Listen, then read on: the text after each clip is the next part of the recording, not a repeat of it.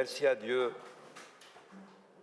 de m'avoir préservé jusqu'à aujourd'hui pour vivre avec vous, avec mes frères et mes sœurs, les moudjahidines du peuple iranien, un moment historique.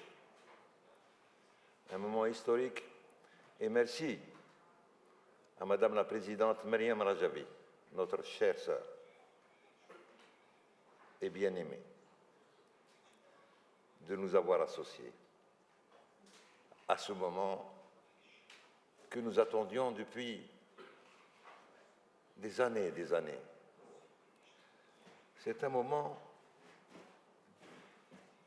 d'abord d'un grand soulagement, parce que depuis 14 ans, nous vivons chacune de nos nuits sous la menace que nos frères d'Ashraf soient agressés et massacrés. C'est un moment de joie, c'est un moment d'une grande gravité, et aussi c'est un moment de grand espoir.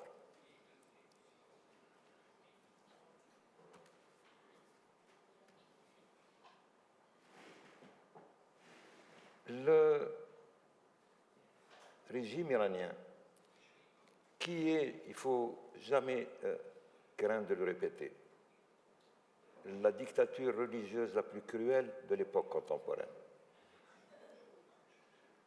s'est acharné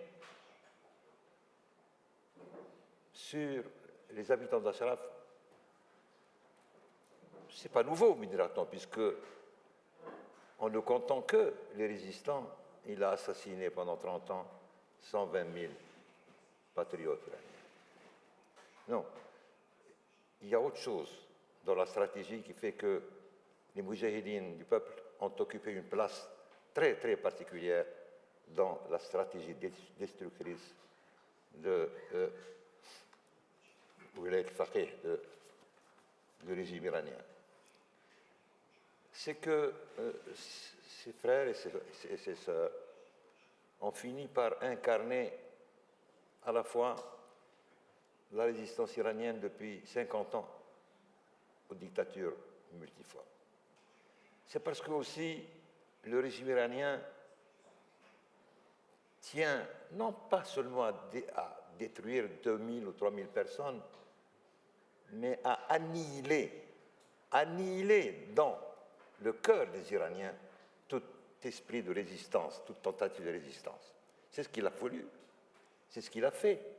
C'est ce qu'il a fait en 88. Il y a une coïncidence étrange. On a entendu que le fils de Montazeri a fait des révélations. A fait des révélations sur cette période sinistre de l'histoire, et la plus sinistre de l'histoire de l'Iran, où, à la suite d'une fatwa, l'imam Khomeini, ou l'ayatollah Khomeini, a fait exécuter en l'espace de 3-4 mois 30 000 prisonniers politiques qui avaient été déjà jugés par l'Iran, par la justice, prétendue justice iranienne. Et pourquoi a-t-il fait ça? Tout simplement parce qu'il a sommé chacun de ces prisonniers soit de se renier, soit de mourir. Il voulait détruire, même chez des prisonniers déjà pris, donc déjà rendus inoffensifs, détruire en leur personne toute volonté de résistance de tout le peuple iranien. Je parle d'un moment de très grande gravité parce que, et en même temps d'espoir, aux yeux du régime iranien, comme à nos yeux d'ailleurs, comme aux yeux de tous les observateurs, et l'un des plus célèbres observateurs, puisqu'il est allé sur place, c'est Alejo. Il a eu le privilège de connaître directement les moudjahidines du peuple d'Ashraf. Et ils ne sont pas seulement emblématiques de la résistance iranienne, ils ne sont pas seulement des résistants, ils préfigurent l'Iran du demain. Ils sont un projet politique, culturel et social. Ils sont l'Iran de demain.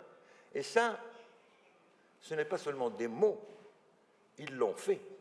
La cité d'Ashraf était considérée pas seulement par nous, qui sommes du côté de la résistance, mais par des Américains, par des généraux américains. Et je cite notamment le colonel Phillips, qui était chargé de désarmer Ashraf en 2003-2004, et qui a spontanément, sans que rien, personne ne lui demande, a dit pour moi, si j'aimerais que ma fille séjourne à Ashraf pour vivre le modèle de la femme iranienne dans l'idéologie et dans la stratégie de l'OMPI, l'Organisation homogène du peuple. Et c'est pour ça qu'ils ont été particulièrement ciblés avec un acharnement inouï. Nous avons tous vécu les moments où il y a eu des agressions contre 3000 personnes aux mains nues, complètement désarmées, avec des gens qui sont venus pour les éradiquer, pour tuer tout le monde, Et ces gens-là n'avaient que leur honneur, leur héroïsme pour faire face à cette furie destructive du régime iranien. Évidemment, tout acquis, toute avancée de la résistance iranienne est parallèle à une dégradation que l'on observe de plus en plus du régime iranien. Et c'est pour ça qu'il y a ce paradoxe. Plus l'OMPI et la résistance iranienne assurera du succès, plus elle sera en danger de mort. Maintenant, Ashraf n'est plus en danger de mort, ils sont tous sortis, merci à Dieu.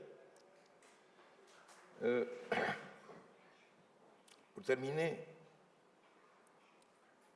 je voudrais rendre hommage, parce qu'en chacun de nous, il y a du bon et du mauvais. Chez les Européens, il y a du bon et du mauvais. Il y a des gouvernants qui ont, pendant des années, placé cette organisation dans la liste des organisations terroristes. Mais il y a, sauvant l'honneur de toute l'Europe, les Lord Sveen, les Alejo, et pour ne pas les citer, des centaines et des milliers d'élus, de juristes brillants, qui, par amour absolu pour le droit, la démocratie et la liberté, ont joué un rôle déterminant dans cet événement qui est la libération de nos frères de l'OMPI de la prison d'Ashraf, qui n'est pas une prison ordinaire, parce qu'on peut être en prison confortablement installé. On peut être en prison aussi inconfortablement installé, comme c'était le cas d'Edith Bettencourt ou bien nos frères d'Ashraf. C'est-à-dire non seulement en prison, mais à chaque instant menacé de mort et de destruction. Alors, mes chers amis, mes chers frères, mes chères sœurs, contentons-nous aujourd'hui de savourer ce moment de joie. Et moi, personnellement, nous tous, nous avons en point de mire la libération de l'Iran et du peuple iranien. Chacun de nous, aucun de nous ne sait s'il assistera à ce moment-là. Personnellement, je remercie Dieu parce qu'il m'a fait déjà assister à des victoires du CNRI. J'ai déjà vécu la suppression de la liste des organisations terroristes. C'est une victoire immense. J'ai vécu le fiasco de la rafle scélérate du 23 juin et le fiasco de ceux qui voulaient intenter un procès à l'OMPI pour démontrer que c'était une organisation terroriste en France, et on sait comment ça aboutit. Et ce sont des moments extraordinaires. Donc c'est déjà dans la poche, ça. C'est déjà dans la poche, et j'en suis personnellement très heureux. Et enfin, l'espoir. Parce qu'on a vu toutes les ressources qui ont été dépensées uniquement pour se défendre, pour dire non, on n'est pas des terroristes, non, on n'est pas des terroristes, des islamistes. Et devant des succès comme ça que nous vivons, qui sont toujours des acquis et pour lesquels il faut remercier Dieu, mais je sens qu'il nous rapproche de plus en plus de la victoire finale, Inch'Allah. Voilà, mes chers frères, mes chères sœurs, qu'évoque en moi ce moment, décidément un moment historique. Et Ashraf, en plus de ce qu'elle incarne, et pour en rester uniquement aux négociations qui se sont déroulées pendant 3 ou 4 ans pour que les habitants d'Ashraf soient protégés et libérés, cela a demandé des trésors d'une intelligence et d'un courage diplomatique des dirigeants d'un pays qui est sans égal. Qui est sans égal. Il faut être fort pour pouvoir ne pas être dominé par ce sentiment de révolte devant le sort injuste qui a été fait à nos frères et aux sœurs de l'OMPI de 2003 jusqu'à maintenant. Et il faut être mûr politiquement. Il faut être sûr pour pouvoir passer outre cela et faire les concessions qu'il fallait pour échapper aux griffes de la dictature des mollahs. Merci mon Dieu pour tout cela et merci à Madame.